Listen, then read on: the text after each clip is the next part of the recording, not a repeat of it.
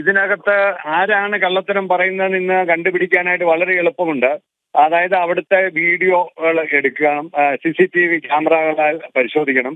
പരിശോധിച്ചിട്ട് ഡ്രൈവർ മോശമായിട്ട് പെരുമാറിയിട്ടുണ്ടെന്നുണ്ടെങ്കിൽ ആ ഡ്രൈവറെ മാതൃകാപരമായി ശിക്ഷിക്കണം.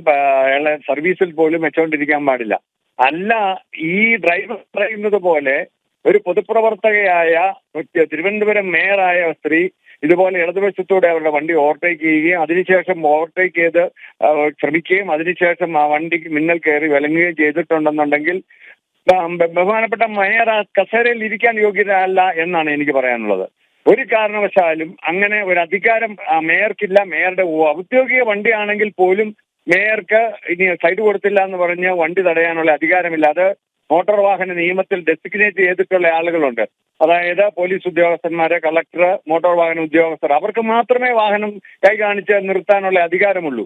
അപ്പൊ ഇല്ലാത്ത ഒരു അധികാരം ഉപയോഗിച്ചു എന്ന് കാണിക്കുന്നതാണ്. അവരും ഇന്ത്യൻ ഏതൊരു പൗരനുമുള്ള അവകാശം മാത്രമേ ഉള്ളൂ.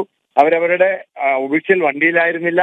മാത്രമല്ല, ഇങ്ങനെ ഒരു ചേഷ്ട കാണിച്ചു എന്ന് എങ്ങനെയാണ് മുന്നോട്ട് ഓടിച്ചുകൊണ്ടിരിക്കുന്ന ഒരു ഡ്രൈവർ മോശമായി കാണിച്ചു എന്ന് നമുക്ക് പറയാൻ പറ്റുമോ? അതുകൊണ്ടാണ് അവർക്ക് കേസ് ചെയ്യാൻ വേണ്ടി ഡ്രൈവർ പറയുന്നതിനകത്ത് അല്പം യുക്തി ഉണ്ടെന്നാണ് എനിക്ക് തോന്നുന്നത്. അവരുടെ കേസിന് ഒരു ബലം കിട്ടാൻ വേണ്ടി. മാത്രമല്ല, സ്ത്രീകൾ മോശമായി പെരുമാറുക, ചുവയുള്ള സംസാരം, ചേഷ്ട കാണിച്ചാൽ കേസിന്റെ ജാമ്യം പോലും കിട്ടാൻ ബുദ്ധിമുട്ട് വരും. അപ്പൊ അതിനു വേണ്ടിയിട്ടാണോ എന്ന് സംശയമുണ്ട്. അപ്പൊ അതുകൊണ്ട് അടിയന്തരമായിട്ട് പോലീസ് ഇക്കാര്യത്തിൽ ആ സമീപ പ്രദേശത്തെ CCTV ക്യാമറകൾ പരിശോധിച്ച് ഇതിനകത്ത് മുന്നോട്ട് പോകണമെന്നാണ് എനിക്ക് ഇക്കാര്യത്തിൽ സൂചിപ്പിക്കാനുള്ളത്.